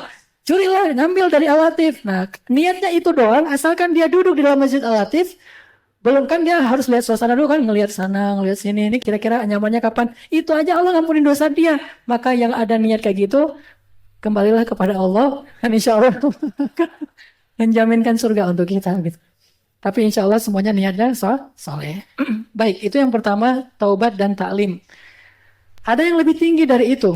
Selain udah niat nyesel dengan dosa-dosanya, kemudian dia ingin belajar, step yang kedua, yang lebih Allah cintai lagi daripada yang pertama. Ini lebih Allah cintai lagi. Like-nya tuh lebih banyak dari Allah adalah orang yang setelah belajar, kemudian dia beribadah kepada Allah, dia memperbaiki akhlaknya. Sehingga ketika ada sahabat nanya, ya Rasulullah, ayyul a'mal ahabba ilallah. Amal apa sih yang paling Allah suka? Kata Nabi, as-salatu ala waktiha. Salat tepat waktu. Apalagi ya Rasul? Birrul walidain. Berbuat baik atau berbakti kepada kedua orang tua. Dan saya singkat dengan istilah ibadah dan akhlak. Dan ibadah itu bukan hanya sholat. Nanti ada beberapa ibadah yang lain yang Allah suka banget ngelihat hambanya yang kayak gini. Sehingga ketika seorang hamba berdiri sholat, kenapa kita nggak boleh jalan di depan dia? Haram hukumnya. Bahkan kalau memang seandainya sama-sama paham, itu boleh dipukulin tuh sebetulnya. Tapi kan nggak enak nih mau mukulin karena dia belum paham. Sebetulnya itu dipukulin. Kenapa? Dosa besar melintasi orang yang sholat. Dan dosa juga kalau sholat nggak membuat sutra. Karena kalau kita sholat nggak buat sutra, orang ngelewat dia dosa, kita berkurang pahala sholat kita. Kecuali darurat banget. Atau sutranya itu sutra manusia yang sedang sholat juga di depan kita dengan syarat dia membelakangi kita. Dia bisa jadi sutra. Tapi kalau kita lagi sholat tiba-tiba dia pindah, kan susah kan? Dia pindah. Gimana ya? Maju dikit. Udah ada sutra lagi depan pindah lagi. Gitu aja terus kan agak aneh-aneh juga tuh. Ya udah kalau kayak gitu, la yukallifullahu nafsan illa usaha. Yang penting udah ada dulu. Atau kita taruh tas kita, tapi jangan taruh HP. Ntar pas sujud bangun, mana HP saya? Kan nggak enak juga. Taruh barang-barang yang besar yang bisa kita ketahuan. Ini namanya sutra. Kenapa nggak boleh ngelintasin orang sholat? Karena kalau kata Nabi gini, seandainya kalian tahu apa yang di hadapan orang sholat, kan gitu ya? Apa yang di hadapan orang sholat? Allah. Allah langsung gini di hadapan orang sholat. Dan Allah tersenyum kepada dia. Allah kasih rahmat kepada dia. Ketika kita sholat, itu Allah berhadapan-hadapan sama kita tuh. Sebelah kanan kita adalah surga. Sebelah kiri kita adalah neraka. Di belakang kita adalah dosa-dosa. Di hadapan kita Allah. Jadi Allahu Akbar, Allah ngelihat langsung. Pas kita bilang Alhamdulillahi Rabbil Alamin, tuh hambaku memuji aku. Ar-Rahmanir Rahim, hambaku menyanjungku. Maliki Yaumiddin, benar banget kata-kata hambaku tuh. Iyyaka na'budu wa iyyaka nasta'in, bagi hambaku apa yang dia minta. Kan gitu kan ya? Artinya Allah ngerespon kita banget. Sehingga gak boleh dipotong orang lagi sholat dengan cara ngelintasi. Cuma sering juga kalau kita yang sholat dan ada yang lintasin dekat dengan kita, kita tahan pakai tangan kan. Saya pernah tuh kan saya ceritain di Masjid Istiqomah, saya lagi sholat sunnah, ada yang lintasin saya giniin, disalamin sama dia. Jadi seperti itu. Agak-agak unik juga tuh orang. Mungkin karena belum paham. Pernah juga saya lagi sujud, dilintasin, dikirain itu Masjidil Haram, main lintasin aja. Saya tahan pakai tangan saya, ditendang tangan saya. Karena dia marah, ini apa-apaan sih orang jalan, salat aja nggak usah ngalang-ngalangin orang. Aneh gerakan salatnya bid'ah apa segala macam. Mungkin dia nggak ngerti. Ditendang kaki saya, tangan saya jadi nggak khusyuk salahnya. Jadi sebel gerakan. Nah ini juga pernah kejadian kayak gitu. Berarti iman saya juga belum khusyuk. Jadi salat masih kepengaruh oleh tendangan manusia. Ini hal-hal yang kayak gini nih. Artinya kenapa nggak boleh dilentasin? Karena ada Allah di hadapan kita. Walaupun kita nggak mengatakan Allah itu bertempat, tetapi Allah menyaksikan banget hamba yang sedang sholat. Bukan hanya sholat. Nanti juga tilawah Al-Quran. Nih amalan yang Allah suka banget dari hambanya itu tilawah. Jadi kalau kita lagi bertilawah Al-Quran, kata Nabi, Allah mendengar hamba yang bertilawah Al-Quran seperti seorang tuan yang mendengar budak perempuannya bernyanyi. Itu harus difahami dengan kultur Arab ya. Karena kalau di kita memahami dengan kultur kita, apa asiknya ya? Biasa aja, karena kita nggak ngerti kan gimana feel-nya seorang tuan ngelihat budak perempuannya yang suaranya bagus, sengaja dibeli karena suaranya bagus, terus nyanyi. Maka tuannya tuh akan diam aja memperhatikan nyanyian budak perempuannya. Dan Allah lebih dari itu memperhatikan orang yang sedang tilawah. Jadi pas kita buka mushaf tuh, kita lagi duduk gitu, habis main skateboard capek, terus duduk kan, tilawah gitu kan ya. Alhamdulillah, Allah langsung, dengerin gitu, hambaku lagi tilawah nih. Alhamdulillah, apalagi kalau tilawahnya pakai irama kurdi, itu Allah suka banget tuh. Hadisnya apa Ustaz yang kayak gitu-gituan? Ada hadisnya. Apa hadisnya? Ketika Abu Musa al-Ash'ari, Abu Musa itu sahabat yang suaranya tuh paling bagus. Ketika Abu Musa al-Ash'ari baca Al-Quran dengan suara yang paling lembut, dan di antara 7 irama itu kan kurdi salah satu yang paling lembut selain soba ya. Nah, Abu Musa baca Al-Quran itu kata Nabi, Allah senang sekali mendengar bacaan Abu Musa. Nabi juga senang. Bahkan malam itu langit penuh dengan cahaya para malaikat. Turun semuanya untuk ngedengerin bacaan Abu Musa. Dan bukan hanya malaikat, bukan hanya Allah, bukan hanya Nabi. Awan juga menaungi Usaid bin Hudayr, sahabat Ansar yang baca Al-Quran di bawah pohon korma. Jadi lagi habis capek dia di kebun, istirahat, ngapain istirahatnya? Tilawah. Kan mereka hafiz ya. Jadi duduk gini, a'udzubillahi minasyaitonirrajim. Itu genre mereka tuh Quran loh. Kan ada tuh kemarin siapa yang naruh statusnya penampilan metal, genre murotal. Itu keren-keren ya. Penampilan tuh metal, genrenya murotal. Jadi lagi nongkrong santai gitu. Bismillahirrahmanirrahim. Dia baca ayat. Baru beberapa halaman dia baca, kok makin mendung-mendung, lihat loh, kayak mau hujan, penuh awan di atas. Usaid bin Hudayr. Akhirnya dia kira mau hujan, dia pulang, jalan. Kemanapun dia pergi, awan tuh ngikutin dia tuh gimana tuh. Ini kalau Allah udah suka kepada amal seorang hamba. Makanya tilawah Al-Quran itu Allah suka banget. Ketimbang kita teriak-teriak gak jelas, maka mending kita teriak-teriak Al-Quran, kan gitu kan ya. Atau azan itu juga Allah suka banget kepada orang yang azan. Walaupun kita nggak bisa semuanya azan, saya pengen azan. Gimana dong kalau kita pengen dapat like dari azan sementara yang azan cuma satu orang? Ada caranya. Ikutilah apa yang diucapkan oleh muazin. Pas dia bilang Allah Akbar, kita bilang Allah Akbar terus sampai selesai, maka kita dapat like yang didapatin oleh seorang muazin. Ini ibadah. Banyak lagi nanti ibadah-ibadah yang lain, apalagi tahajud. Nah, kalau tahajud, cara Allah sukanya kayak gimana? Allah turun malah nungguin kita. Setiap sepertiga malam terakhir, Allah udah siap sedia turun ke langit dunia. Langit dunia itu langit paling rendah. Allah turun, bukan Allah tunggu di arasnya. Sengaja Allah turun, kemudian Allah bertanya, adakah di antara hambaku yang datang malam ini untuk minta ampun? Allah tunggu. Adakah di antara hambaku yang hajat, butuh sesuatu dari aku? Kita aja masih tidur, Allah udah nungguin. Mana hambaku yang mau bangun untuk minta ampun dan meminta sesuatu kepadaku? Allah suka kepada orang yang bangun tengah malam. Lalu ketika kita bangun, maka malaikat turun semuanya, dan pertandanya adalah ayam saut menyaut untuk menyambut datangnya para malaikat. Ayam aja tahu, makanya makhluk Allah itu semuanya tahu apa yang terjadi, kecuali jin dan manusia. Jin aja nggak tahu apa-apa, sama dengan manusia nggak tahu apa-apa. Ini ibadah. Sehingga ketika ditanya, ya Rasul, apa amal yang paling Allah suka? As-shalah ala waqtiha, salat di awal waktu. Kalau laki-laki itu artinya di masjid, kalau perempuan itu jangan ditunda. Di rumah juga nggak masalah, tapi jangan ditunda. Yang ketiga, akhlak ya. Akhlak juga ditanya sama sahabat, ya Rasul, apa amal yang paling disukai Allah? Birrul walidain, berbakti kepada kedua orang tua. Jadi kalau kita pengen dapat like dari Allah, dari malaikat, dari Rasulullah, ya belajar aja dari Uwais Al-Qarni. Salah satu yang lebih dari Uwais Al-Qarni itu adalah berbakti kepada ibu. Jadi kita yang udah rajin ngaji kayak gini nih, harusnya yang paling santun, paling hati-hati sama orang tua kita. Kalau yang ngaji dengan yang nggak ngaji sama, terus apa bedanya? Apa asiknya datang ke masjid? Bukankah asiknya datang ke masjid itu memperbaiki akhlak kita kepada orang tua dulu, baru nanti kepada orang lain? Nah, memperbaiki akhlak ini ya namanya manusia pasti aja kadang-kadang salah, kadang-kadang kepancing emosinya, tapi terus memperbaiki. Bahasanya tuh tawabin dan mutatahhirin, bukan taibin dan tahirin, bukan. Apa arti tawabin mutatahhirin? Berkali-kali dia taubat. Gagal lagi, tobat lagi, gagal lagi, tobat lagi. Membersihkan diri juga gitu. Keliru lagi, dibersihin lagi. Kotor lagi, dibersihin lagi. Dan Allah suka ke orang kayak gitu. Jangan berpikir, saya mah belum siap bertobat. Kan banyak orang yang kayak gitu. Kenapa enggak haji? Saya belum siap. Daripada nanti saya pulang terus dosa lagi, mending saya tunggu aja sampai saya siap. Enggak kayak gitu. Allah tuh enggak suka orang yang nanti ujungnya baru taubat, enggak. Allah suka orang yang taubatnya berkali-kali. Jadi pergi haji jangan langsung berpikir pulang dari situ nanti kalau saya ternyata dosa lagi kan sia-sia hajinya. Enggak sia-sia. Berusaha aja terus haji, gagal lagi umroh, gagal lagi sholat syuruk, gagal lagi kan gitu aja terusin ya. Kan banyak kesempatan untuk melaksanakan ini. Gitu juga kita sholat.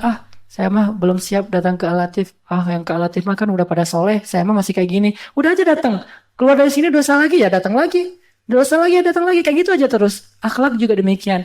Kita dengan orang tua, nih saya berazam nih. Malam ini pulang ke rumah, saya pengen cium tangan ibu saya. Saya pengen ngasih air hangat buat ibu saya. Saya pengen mijit-mijit kaki ibu saya. Saya pengen bertutur kata yang lembut kepada ibu saya. Malam ini juga saya pengen ngelakuin. Baru di jalan lupa. Akhirnya sampai di rumah dipanggil orang tuanya. Udah ngantuk. Tidur. Besok pagi baru sadar.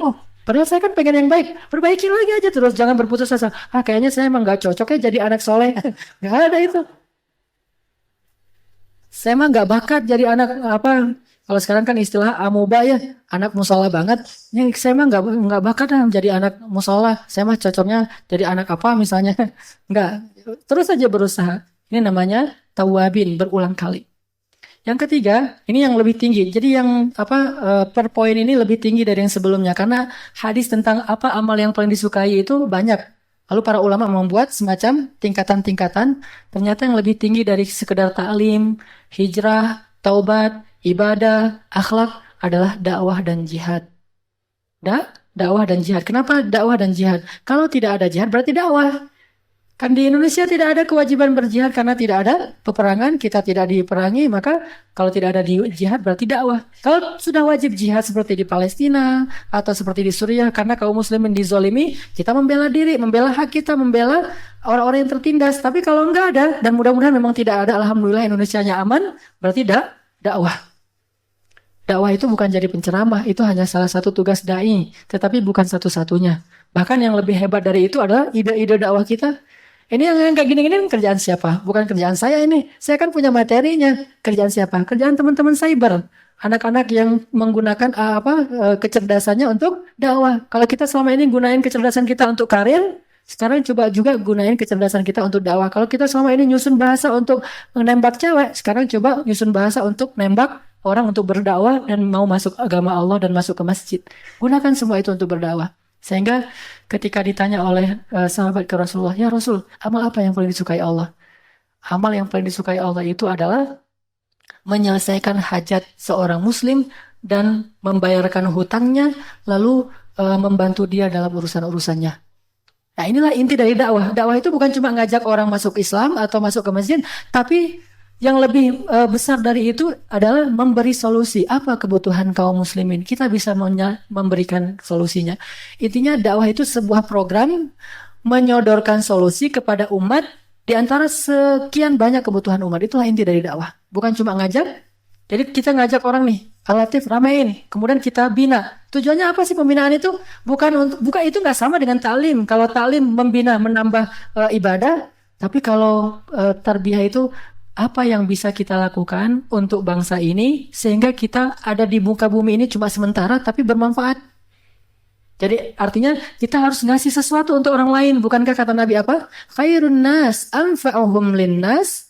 Sebaik-baik manusia itu setelah bertaubat dan beribadah adalah, jadi kalau ada orang yang taubatnya sama nilainya, ibadahnya juga sama, terus nilainya yang lain apa? Biar dia ketahuan mana lebih baik, yang paling banyak manfaatnya bagi manusia. Tapi jangan bilang, saya mau pengen jadi itu aja deh, gak usah beribadah. Enggak, ini stepnya tuh harus dilalui satu demi satu. Jadi dia gak beribadah tapi bermanfaat, itu gak baik. Bermanfaat tapi nggak beribadah nggak baik, beribadah nggak bermanfaat juga nggak sempurna.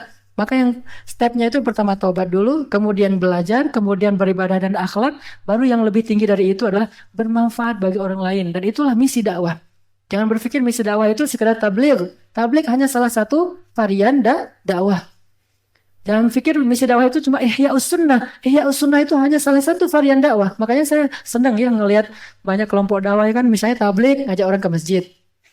Jamaah tabligh JT ya ngajak orang ke masjid. Sampai di masjid dibina sama salafi untuk Ihya'us Sunnah. Tapi untuk bermanfaat kepada masyarakat dibina oleh ikhwan. Karena masing-masing punya spesifikasinya, punya spesialisasi. Mereka ahli di bidangnya masing-masing. Dan ini bagus sebetulnya kalau dipaduin. Asal jangan saling nyalahin deh. Jangan saling ngejatuhin, jangan saling jelek-jelekin, jangan saling bilang sesat. Udah aja dengan fokusnya masing-masing. Tablik yang ngajak orang masuk ke masjid.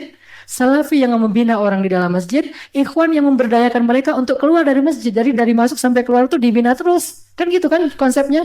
Nah sekarang yang udah masuk ke masjid nih, ngapain lagi nih? Dibina, kita undang ustadz-ustadz yang dari berbagai macam gerakan dakwah dan kita nggak fanatik dengan salah satunya. Setelah itu, kalau kita udah dibina di Al-Latif, terus keluar ngapain? Ini yang sedang kita coba bentuk dalam tarbiyah. Apa yang bisa kita lakukan untuk bangsa ini? Karena kita udah fokus di anak muda, kita bisa ngasih solusi apa sih untuk masalah-masalah anak muda? Pertama kita harus tahu dulu masalahnya apa. Jangan-jangan kita kasih solusi yang nggak dibutuhkan kan ya? Berarti kita harus paham realitas ini yang kita belajar dalam tarbiyah sebetulnya. Kita pengen ngasih solusi walaupun kita bukan orang yang paling baik, bukan yang paling sempurna, hanya sebagian cahaya yang kita ingin terangi di dalam umat Islam ini. Nah, ini namanya dakwah. Sehingga kata Nabi, sesungguhnya berjalan bersama seorang saudaraku untuk menyelesaikan hajatnya itu lebih aku suka daripada itikaf 1 bulan di masjid ini. Masjid apa? Masjid Nabawi. Artinya ibadah. Ibadah itu baik, tapi ada yang lebih baik. Apa yang lebih baik? Memberi solusi bagi orang yang membutuhkan. Menyelesaikan hajat orang yang membutuhkan. Membayarkan hutang orang yang berhutang. Atau apapun kesusahan yang bisa kita sururun tudkhiluhu fi qulubil mu'min. Membahagiakan orang mukmin itu ahabbul a'mal ilallah, amal yang paling disukai Allah. Dan itulah salah satu misi dakwah kita. Bukan sekedar udah ramai Masjid Al-Latif, belum selesai. Bagi saya itu belum selesai, itu baru permulaan. Baru selesai kalau kita nanti udah tahu apa yang we have to do, we have to take action bagi kaum muslimin, apa yang bisa kita lakukan dan potensi kita apa. Dan ini kan pembinaan, nggak sehari 2 hari, minimal setahun kita baru, kalau target kita kan 3 tahun. 3 tahun nanti kita baru tahu bisa kita berdayain ke seluruh komunitas anak-anak muda. Lihatlah Al-Latif ini 3 tahun ke depan udah ada perubahan dalam amal-amal dakwahnya. Kalau sekarang masih internal aja dulu. Ta'lim, tarbiyah, ta'lim, tarbiyah, ta'lim, tarbiyah. Dan tarbiyah itu kan bukan cuma halakoh. Tarbiyah itu olahraga juga. Tarbiyah itu musayyam juga. Tarbiyah itu asik-asikan juga. Nongkrong-nongkrong juga. Itu tarbiyah semuanya. Jangan berpikir nongkrong itu ngapain sih? Ah, nggak ada kerjaan. Itu tarbiyah loh. Itu bagian dari tarbiyah. Apa misinya? Misinya mengakrabkan diri dulu. Karena kalau udah akrab baru ketahuan, oh si ini dia lebih di sini, ini punya potensi, ini kan lewat keakraban. Saya baru tahu di sini ada Kang Dadang, tapi beliau udah pindah ke Jakarta. Beliau ini punya kemampuan dalam memahami step-step dakwah karena beliau pernah bekerja di sebuah organisasi misionaris Kristen. Jadi beliau tahu banget yang kayak gimana cara masuk yang juga bisa jadi input buat kita. Beliau juga ngerti bahasa Inggris, nanti mungkin bisa ngelatih bahasa Inggris. Terus kenal Benzo misalnya. Ternyata Benzo ini mungkin ada yang lebih senior dari Benzo di sini yang saya belum kenal, seorang pendaki. Beliau tahu tentang survival. Kita pengen belajar survival tuh kayak gimana. Ketemu lagi si Fulan. Itu kan ketemunya kenalnya lewat apa? Bukan lewat taklim loh. Kenalnya gara-gara berenang bareng, gara-gara jalan bareng, gara-gara main skateboard bareng, gara-gara lari bareng. Jadi kenal. Dari kenal itu jadi tahu potensinya. Dari tahu potensinya dibina, lalu diberdayain. Kayak gitulah tarbiyah. Itulah bedanya tarbiyah dengan taklim. Kalau taklim kayak gini, nggak saling kenal, kita ketawa-ketawa bareng aja udah gitu pulang. Bahkan ketemu di jalan juga nggak tahu ini siapa sih. Ustadz, jamaah yang di mana ya? Kan suka gitu kan ya? Suka nyapa saya di jalan misalnya atau ketemu di mana, Ustadz, oh ya, assalamualaikum, waalaikumsalam, masih ingat saya? Ya pasti enggak lah. Dan jamaah di mana? Al-Latif, apalagi Al-Latif kan ramai banget, jadi nggak kenal semua. Nah ini lewat tarbiyah tuh butuh waktu. Mukhayyam jadi tahu, fulan jadi tahu ini. Ternyata di sini banyak penulis, ternyata di sini banyak ini, banyak itu. Semuanya kita pasti punya, karena kata Nabi, An-nas ma'adin ka ma'adiniz zahabi wal fiddah. Manusia itu sebetulnya barang tambang. Artinya punya potensi seperti emas dan perak. Dakwah itu ke sana arahnya. Ini lebih di-like sama Allah daripada ibadah. Tetapi gak boleh kita dakwah tapi ngelupain ibadah. Karena stepnya kayak tadi tuh. Hijrah dulu, tobat dulu, belajar, ibadah, akhlak, dakwah. Kalau nanti memang ada waktunya, jihad. Dan yang terakhir itu adalah istiqomah. Ini ada sedikit cerita tentang dakwah. Dakwah itu selain ngajak orang untuk masuk Islam, memberi solusi. Ini cerita tentang jin lagi nih. Kan kalau masalah jin kan kita senang ya, apalagi dialog dengan jin yang gitu-gitu deh. Ini jadi ratingnya lumayan tinggi lah. Selain masalah jomblo, nah masalah jin tuh ratingnya lumayan tinggi tuh di anak muda. Nah ada kisah Nabi itu kan pas pulang dari Taif itu kan nggak ada orang yang mau beriman ya di antara manusia tuh di Taif nggak ada yang beriman kecuali 1 orang budak. Jadi Nabi sedih banget, dakwahnya itu ditolak mentah-mentah di Taif, sehingga akhirnya Allah menghibur Nabi itu dengan mendatangkan 7 jin. Dari mana? Dari Hadramaut. Jadi jin juga dia punya kampung. Jadi ada yang dari Irak, ada yang dari Syam, ada yang dari Hadramaut, ada yang dari Mosul. Mosul itu di mana? Suriah. Ada yang dari Mosul. Datanglah 7 jin yang disebut sebagai ketua-ketuanya jin. Jadi koordinator geng jin nih. Koordinator geng jin. Mana Zainal? Mana Zainal? Nah, jin apa itu? Jin underground ya. Wah, kan gitu. Ini apa? Ada koordinator jin 7 koordinator 7 jin diutus sama iblis. Ngapain? Untuk menghalangi dakwah Nabi. Datanglah 7 jin ini ke daerah Nakhlah. Nabi lagi sholat, kisah surat jin kan, mereka dengerin bacaan Nabi, terus apa kata jin itu?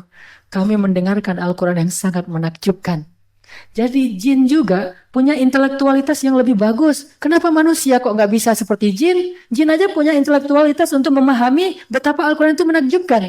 Jadi kalau manusia menganggap Al-Quran itu biasa-biasa aja, ini lebih rendah dari jin. Padahal hakikatnya manusia itu lebih tinggi dari jin. Allah menjadikan manusia khalifah, Allah melebihkan manusia di atas jin. Tetapi kenapa manusia malah nggak paham tentang ketakjuban Al-Quran? Sehingga kata jin, kami mendengar Al-Quran yang ajabah, yahdi ilar rushdi, fa'amanna bih. Kami mendengar Al-Quran yang menakjubkan, yang membimbing ke jalan yang benar. Coba lihat, baru dengar sekali udah langsung ngerti gitu. Yang membimbing ke jalan yang benar itu kata jin, itu komennya jin loh ya. Bukan komen manusia sekelas sahabat. Jin aja bisa komen sepositif itu. Jadi artinya Allah lagi nyindir orang Taif nih. Kalian manusia kok nggak bisa beriman. Padahal jin aja bisa beriman. Yang hatinya lebih keras. Yang intelektualitasnya di bawah manusia. Yang nggak sepintar manusia. Tapi dia bisa ngerti kebenaran Al-Quran. Kenapa kalian nggak bisa? Itu sindiran buat orang Taif dan hiburan buat Rasul. Berimanlah 7 jin. Oke? Setelah jin ini beriman. Maka jin itu minta izin ke Rasul. Ya Rasulullah. Boleh nggak kami sholat bersama engkau di Masjidil Haram? Kata Nabi, jangan. Waktu itu kan masjid di dunia cuma ada 2 kan? Haram dan Aqsa. Sholatlah kalian di masjid yang satu lagi. Kenapa? Janganlah kalian bercampur dengan manusia. La tukhalitun nas. Janganlah kalian duduk atau bercampur dengan manusia. Kenapa? Kalau sampai bercampur, kita bisa kepencet sama jin, mati. Karena jinnya gede-gede.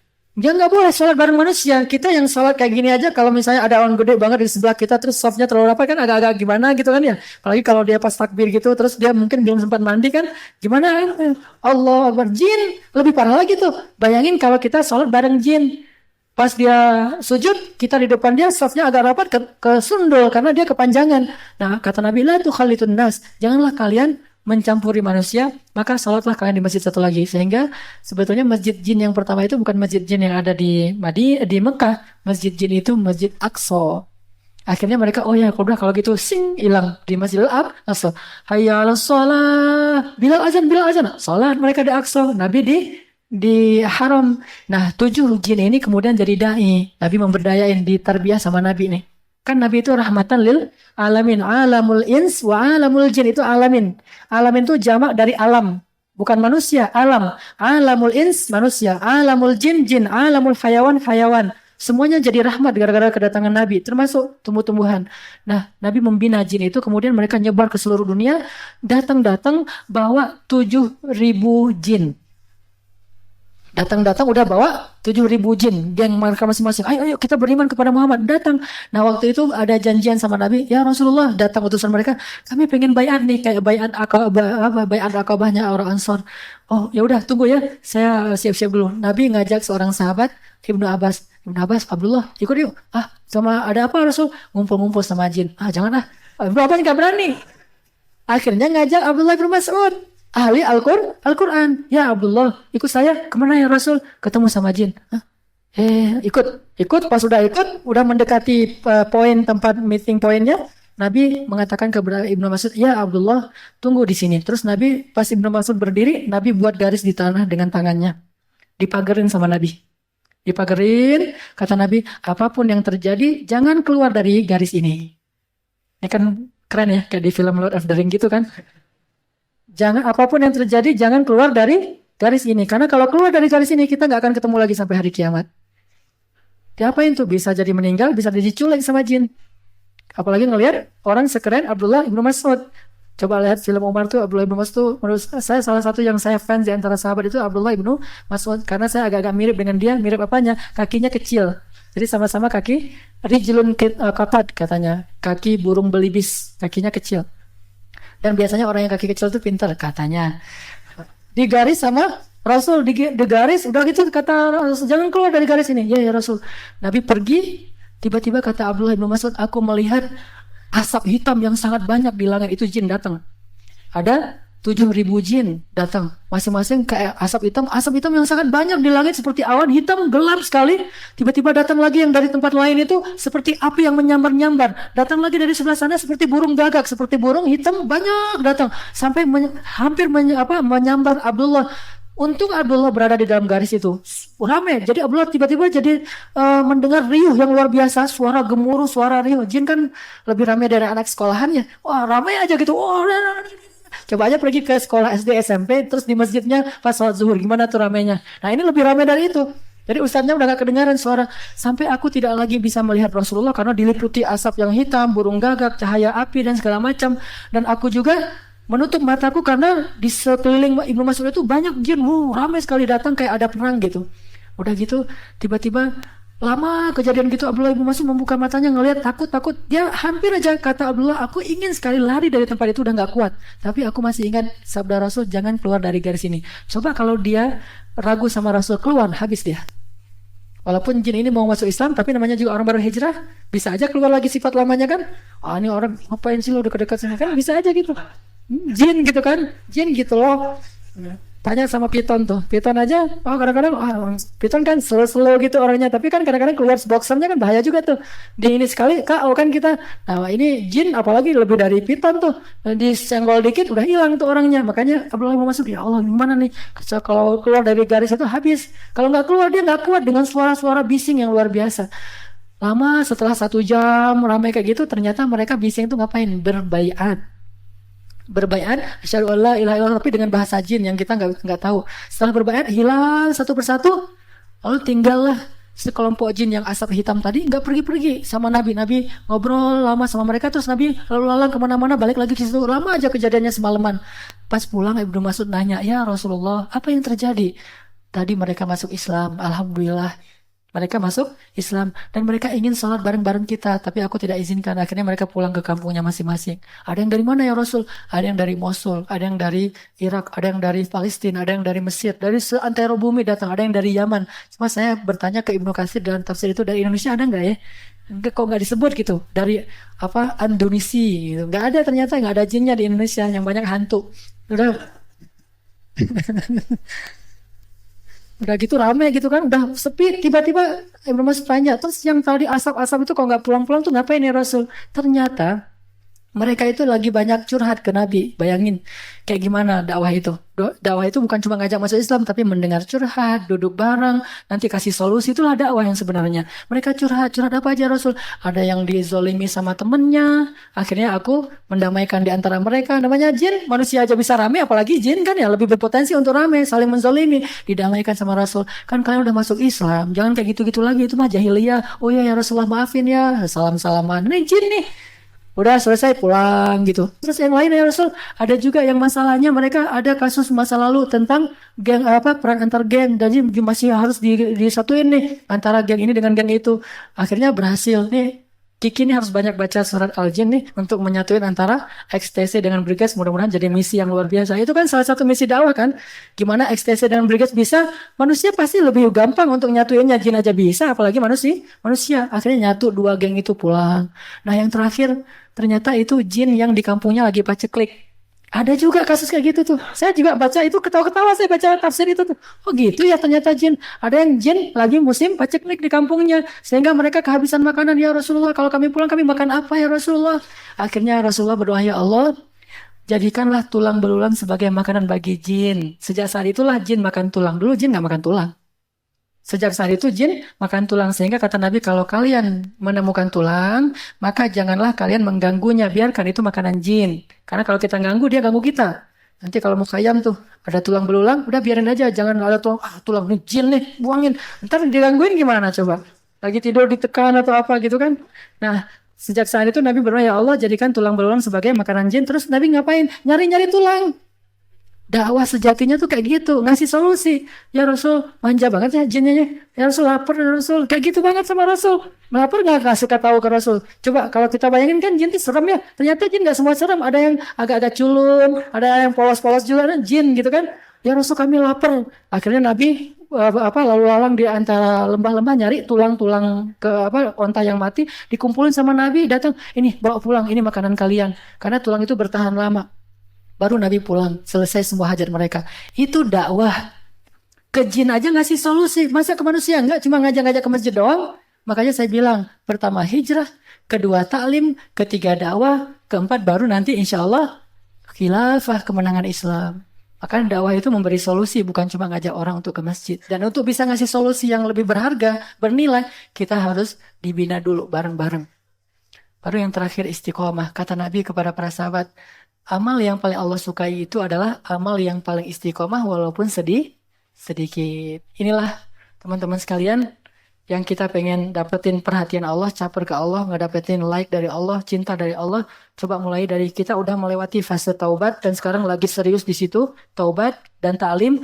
Insya Allah sambil taubat dan ta'lim kita terus memperbaiki ibadah kita dan akhlak kita. Dan kalau yang sudah merasa nyaman dengan ibadah dan akhlaknya, taubat dan ta'limnya, kalau pengen sesuatu yang lebih, kita coba ke arah tarbiyah untuk bisa berdakwah. Dan ini juga belum, pasti juga nggak akan langsung drastis, kita langsung terjun ke masyarakat, nggak. Bertahap, sampai nanti akhirnya semuanya itu bisa kita lakukan secara dawam dan istiqomah. Baru kita dapat like dari Allah Subhanahu wa Ta'ala. Mudah-mudahan ini bermanfaat. Maaf kalau ada bahasa yang salah. Dan maaf tadi pakai beberapa ilustrasi yang dapatnya di Google. Tapi nggak untuk dikomersialkan. Hanya untuk sharing dakwah. Mudah-mudahan bermanfaat.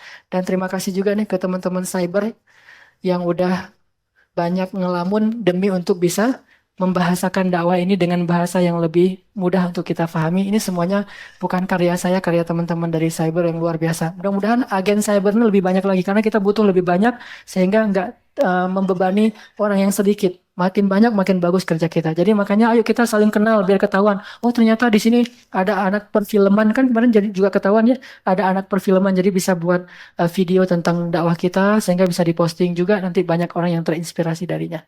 Gunakan semua potensi kita untuk fi sabilillah. Mari kita tutup dengan berdoa.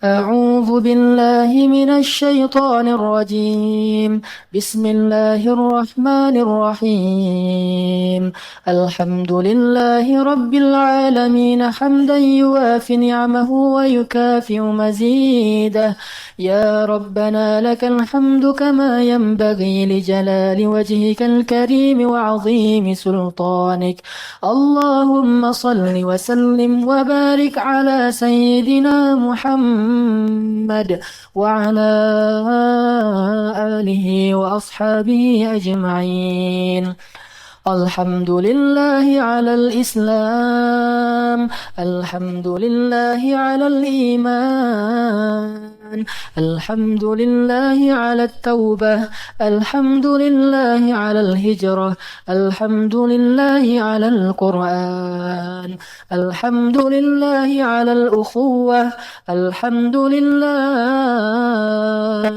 الحمد لله حمدا كثيرا طيبا مباركا فيه اللهم اغفر لنا ذنوبنا اللهم اغفر لنا ذنوبنا اللهم اغفر لنا ذنوبنا اللهم اغفر لنا ذنوبنا وإسرافنا في أمرنا ربنا ظلمنا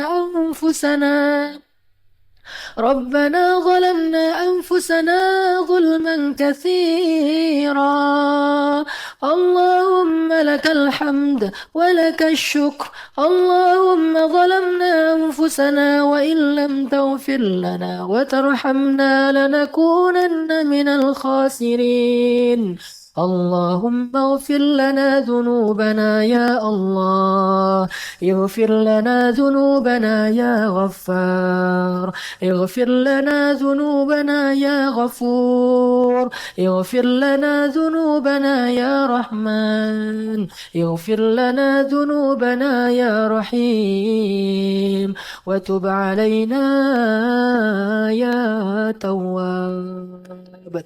اللهم اغفر لوالدينا، اللهم اغفر لأمهاتنا، اللهم اغفر لأمنا وارحمها وعافها واعف عنها، وأكرم نزلها ووسع مدخلها، واجعل قبرها روضة من رياض الجنة، ولا تجعل قبرها حفرة من حفر النيران. اللهم اغفر لهما وارحمهما كما ربيانا صغارا، وارحمهما يا رحمن، وارحمهما يا رحيم، وارحمهما يا ودود، وارحمهما يا لطيف، وارحمهما يا أرحم الراحمين. اللهم اغفر لي إخواننا ولأخواتنا ولأزواجنا ولأولادنا ولبناتنا ولجميع المسلمين والمسلمات. اللهم إنا نسألك الهدى والتقى والعفاف والغنى. اللهم إنا نسألك علما نافعا وقلبا خاشعا ورزقا طيبا وعملا متقبلا. اللهم انصر الإسلام والمسلمين، اللهم انصر المجاهدين، اللهم وحد صفوفهم وسدد رميهم واشف جرحاهم وارحم شهداءهم، واجعلنا من المجاهدين والشهداء في سبيلك. اللهم حرر المسجد الأقصى المبارك من أيدي اليهود. اللهم ارحم أموات المسلمين في مسجد الحرام. اللهم ارحمهم وعافهم واعف عنهم. اللهم أفرغ عليهم صبرا. اللهم أفرغ على أهلهم صبرا. اللهم ارحم المسلمين. اللهم وحد صفوف المسلمين. اللهم اشف صدور المسلمين. اللهم هب لنا من الصالحين. ربنا هب لنا من لدنك ذرية طيبة إنك سميع الدعاء. اللهم إنا نسألك أزواجا صالحات وإماما صالحين. الله يا ودود يا ودود نسألك الود يا ودود. ربنا آتنا في الدنيا حسنة وفي الآخرة حسنة وقنا عذاب النار. بارك الله لي ولكم ونفعني وإياكم بهذه المواعظ إن شاء الله. سبحانك اللهم وبحمدك أشهد أن لا إله إلا أنت أستغفرك وأتوب إليك. والسلام عليكم ورحمة الله وبركاته.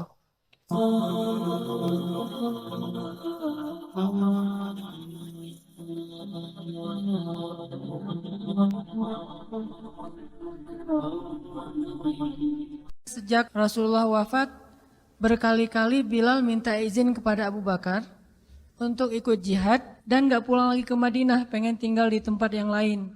Udah gak kuat lagi berada di Masjid Nabawi. Karena orang yang dia cintai telah wafat. Tapi gak diizinkan oleh Abu Bakar sampai akhirnya Setelah sekian lama membujuk Abu Bakar, bisa diizinkan, pergilah Bilal dan akhirnya Bilal tinggal di Syam. Kalau sekarang Suriah. Di sanalah Bilal menikah. Jadi selama ini dia asik dengan cintanya kepada Rasulullah sehingga nggak sempat mikirin pernikahan. Baru berangkat ke Syam, sampai di Syam Bilal menikah di sana. Menikah di sana, hidup di sana, sampai setelah beberapa tahun berada di Syam, akhirnya bergantilah pemerintahan dari masa Abu Bakar ke masa Umar bin Khattab. Setelah beberapa tahun di Syam, pada suatu malam Bilal menangis. Malam-malam dia bangun, nangis, gerung-gerung gitu kayak anak kecil. Istrinya nanya, "Ya Bilal, ada apa? Ada apa? Kamu mimpi buruk?" "Enggak, justru ini mimpi baik." "Mimpi apa?" "Aku mimpi ketemu dengan Rasulullah SAW." Dan Rasulullah bersabda, "Siapa yang melihat aku dalam mimpi, berarti dia melihat aku dalam kenyataan." Aku bertemu dengan Rasulullah di dalam mimpi dan Rasulullah berkata, "Ya Bilal, kami rindu kepadamu. Sudah lama engkau tidak mengunjungi kami ya Bilal." Setelah bangun dari mimpi itu, Bilal semakin rindu kepada Rasul, merasa bersalah udah lama gak menjenguk Rasulullah. Akhirnya Bilal pun memutuskan untuk, kalau bahasa kita mah umroh, memutuskan untuk ziarah ke makam Rasul. Berangkat Bilal dari Syam, umroh ziarah ke makam Rasul. Melihat Bilal masuk lagi ke kota Madinah, penduduk Madinah itu berasa seperti hidup lagi di zaman Rasul. Senang gitu, dan Umar sangat senang dengan kedatangan Bilal. Sehingga selesai Bilal sholat, selesai Bilal ibadah sunnahnya, termasuk menjenguk atau berziarah ke makam Rasul dan Abu Bakar.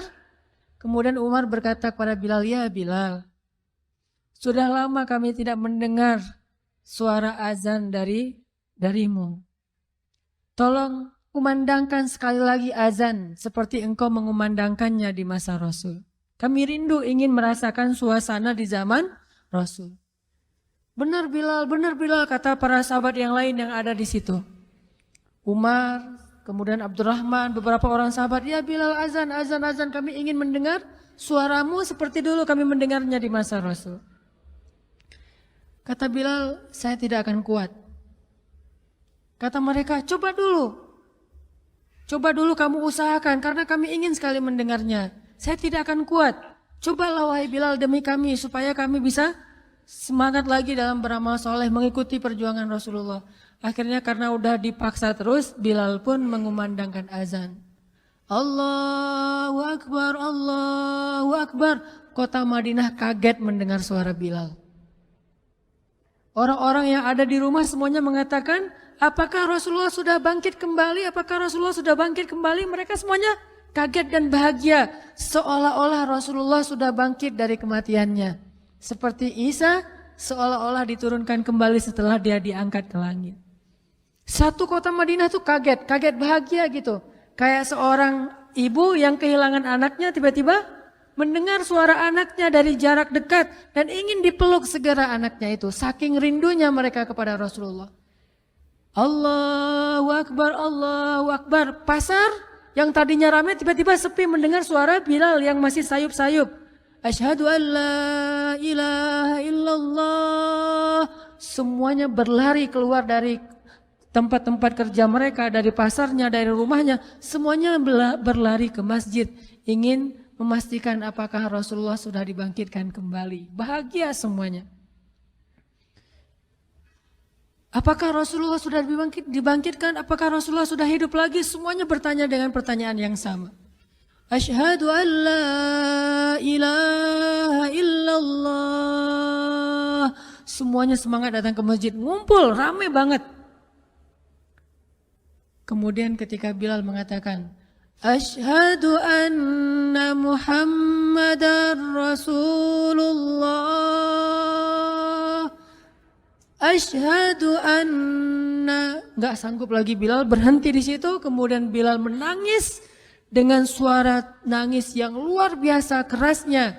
Lalu satu masjid menangis, lalu satu kota Madinah menangis. Sehingga para ulama mengatakan tidak pernah kota Madinah menangis sedahsyat mereka menangis hari itu kecuali ketika Rasulullah wafat. Cuma 2 kali menangisnya kota Madinah paling dahsyat. 1 hari ketika Rasulullah wafat. 2 hari ketika Bilal kembali mengumandangkan azan dan mengucapkan asyhadu anna Muhammadar Rasulullah. Semuanya menangis. Semuanya merasa kehilangan Rasulullah. Semuanya merasa bahwa mereka ingin kembali di zaman ketika Rasulullah masih hidup. Lalu mereka bertanya setelah semuanya selesai menangis, "Ya Bilal, kenapa kamu tadi menangis?" Kata Bilal, "Dulu biasanya kalau saya selesai mengumandangkan azan, saya akan datang ke hujrahnya Rasul." Hujrah Rasulullah itu kamarnya Rasul, rumah kecilnya Rasul. Selesai azan saya akan datang ke rumahnya Rasulullah dan memanggil, "Ya Rasulullah, as-salah, as-salah." Rasulullah nggak keluar sampai mendengar suara Bilal memanggil beliau secara khusus. Udah selesai azan, Bilal manggil Rasul, "Ya Rasulullah, as-salah, as-salah." Baru Rasulullah keluar dengan wajah berseri-seri. Sekarang bagaimana saya akan memanggil Rasulullah sedangkan Rasulullah sudah bersama kekasihnya yaitu Allah Subhanahu wa taala. Menangis lagi satu masjid, satu kota Madinah. Pokoknya hari itu adalah hari berkabung sekota Madinah. Hari menangisnya kota Madinah, saking rindunya mereka kepada Rasulullah. Bagaimana dengan kita ketika mendengar suara azan dan muazin mengucapkan nama Rasulullah Sallallahu Alaihi Wasallam? Di situ kelihatan apakah kita mencintai Rasulullah lebih dari apapun juga setelah Allah Subhanahu Wa Taala.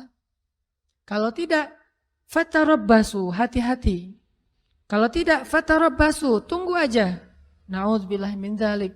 Berarti masih ada kemunafikan dalam hati kita. Bagaimana kita, apakah hati kita merasa gemetar, bergetar ketika kita mendengar suara seseorang mengatakan Muhammad sallallahu alaihi wasallam, Rasulullah sallallahu alaihi wasallam. Apakah hati kita bergetar seperti bergetarnya hati seorang kekasih ketika mendengar suara kekasihnya, nama kekasihnya disebutkan?